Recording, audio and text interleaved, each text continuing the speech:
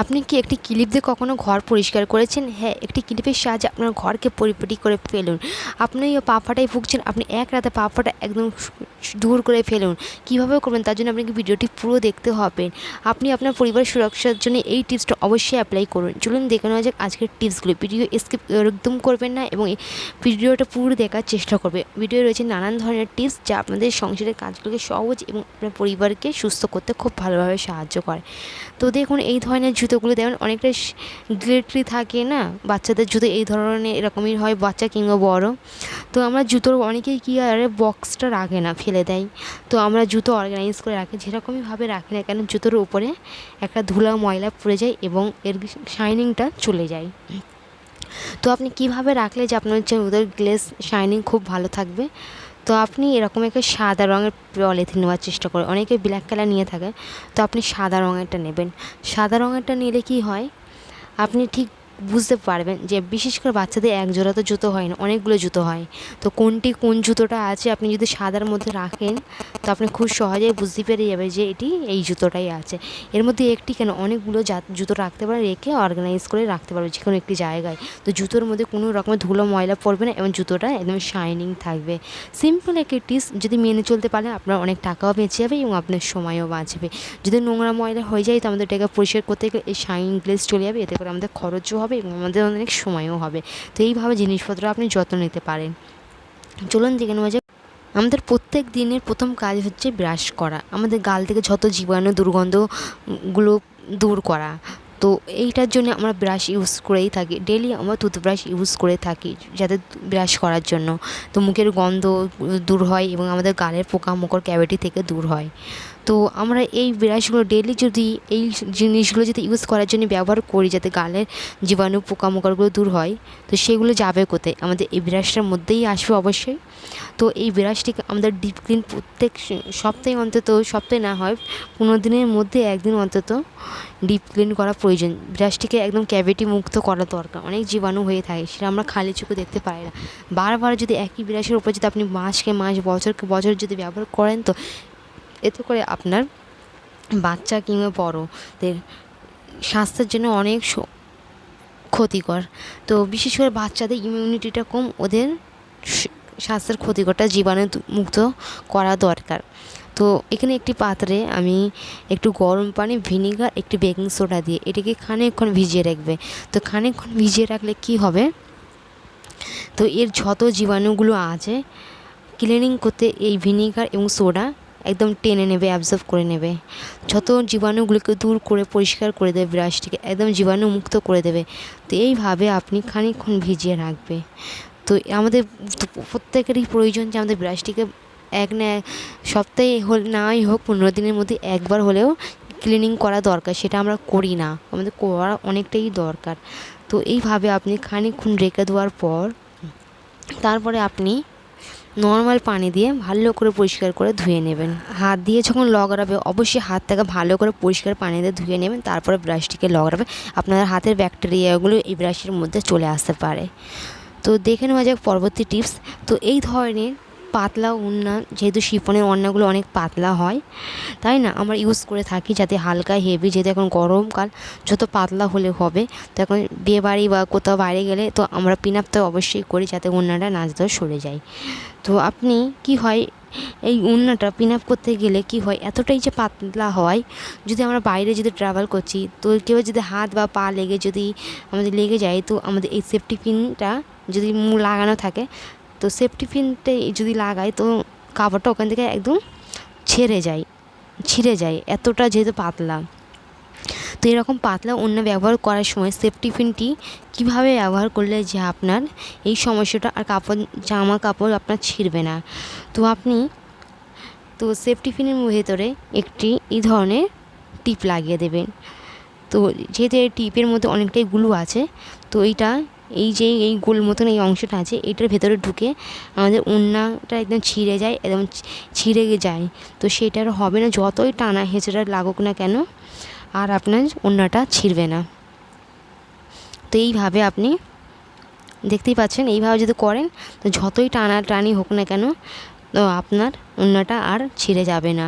তো যেহেতু এটা অনেক পাতলা হয়, একটু জোর লাগলেই ছিঁড়ে যাবে। তো এইভাবে যদি করেন তার কোনো রকমভাবে ছিঁড়বে না। প্লিজ ভিডিওটি পুরো দেখবেন, একটু স্কিপ করবেন না। আগে আছে নানান টিপস যা আপনাদের সংসারের কাজকে অনেক সহজ করে দেবে। এই ধরনের প্লেট কিংবা বাটি, গিলাস আমরা ইউজ করে থাকি, তাই না? তো এই ভেতর সামনের দিকে পরিষ্কার করলেও এই কিনারাইগুলো যে এত শ্যাতলা বা তেলচেটে ময়লা পড়ে যায়, সেটা আমরা নর্মালি খেয়াল করি না। তো যখন দেখবেন ওখানে অনেক তেলচেটে ময়লা হয়ে আছে, সেটা আমাদের পরিষ্কার করা খুবই প্রয়োজন। তো এইটা নেল কাটারে একটি কোন মতন এরকম একটা পড়ে ছিল, স্ক্রু টাইপের। তো এটা দিয়ে আমি পরিষ্কার করে নেব। যত তেল কাজটা ময়লাগুলো এরকমভাবে এটা স্কচ ব্রাইটের সাহায্যে কিংবা মাজনের সাহায্যে উঠবে না। তো আপনি এইভাবে কোনো একটি ধারালো জিনিসের সাহায্যে এই প্লেটটাকে পরিষ্কার করে নেবে। গিলাস কিংবা বাটিতে যদি এরকম তেল কাজটা ময়লা পড়ে যায়, তো আমাদের একদমই ইচ্ছে যাবে না যেটা ইউজ করি। তো আপনি এইভাবে পরিষ্কার করে নেওয়ার পর নর্মাল পানিতে ধুয়ে নেবে। নর্মালি সামনের দিকে তো পরিষ্কারই থাকে, তো পিছনেরটাই এরকম ভটকে যায়, ওটা আপনি এরকম কোনো জিনিসের সাহায্যে পরিষ্কার করে নিতে পারেন। তো আমরা হাউসওয়াইফ, তো আমাদের সেলফ কেয়ার তো নেওয়াই প্রয়োজন। যদি রান্নাবান্না, ঘর বাড়ি পরিপাটি রাখার পিছনে না গিয়ে একটু নিজেদের জন্যও একটু সময় বার করা দরকার। এরকমই হ্যাকসগুলো আমরা ফলো করে নিজেদের সময়টা বার করি। তো দেখুন আমাদের নখগুলো রান্নাবান্না করে হলুদ দাগ কিংবা তরকারির দাগ করে আমাদের নখগুলো একদম অবস্থা খুবই বাজে লাগে দেখতে, একদম হলদেটে দাগ হয়ে যায়। তো আপনি একটু ইউজ করা লেবু খোসা নেবেন আর ওর মধ্যে একটু টুথপেস্ট দেবে। তো তারপরে আপনি এইভাবে নখেতে জাস্ট রাব করবেন। তো নখেতে যদি রাব করতে থাকেন, তো এতে করে কী হয়, নখের উপরে যে ময়লা হলদেটে দাগগুলো আছে সেগুলো এই লেবু এবং কোলগেট খুব সহজে টেনে বার করে দেয়। আপনার নখকে একদম সুন্দর, একদম নখের একটি হেলদি গ্রোথ, একদম নখ ফাটাচোরা নখ যেমন একটা নখকুনি ময়লা সব হয়ে থাকে, সেগুলো খুব সহজে দূর হয়ে আসবে। আপনার নখ খুব সুন্দর হয়ে যাবে। নখের নিয়মিত যত্ন নেওয়াও দরকার। সব নিজেদের জন্য সেলফ কেয়ার খুবই প্রয়োজন। তবে হেলথ ভালো থাকবে, মাইন্ড ফ্রেশ থাকবে এবং রান্নার কাজ বাজ করতেও খুবই ভালো লাগবে। তো এইভাবে আমি দুটি আঙুলের নখগুলো পরিষ্কার করে নেব।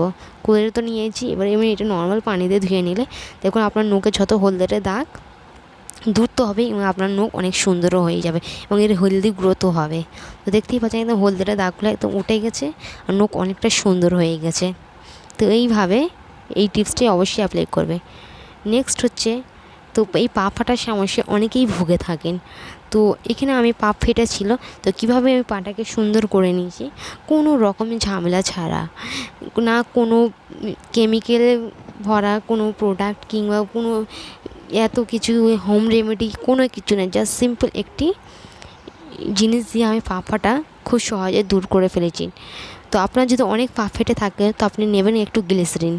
তো এই গ্লিসারিন কিনে নিয়ে আসবেন, অনেক ত্বকের জন্য খুবই উপকারী, ত্বককে গ্লাস স্কিন করতে খুব ভালোভাবে কাজ করে।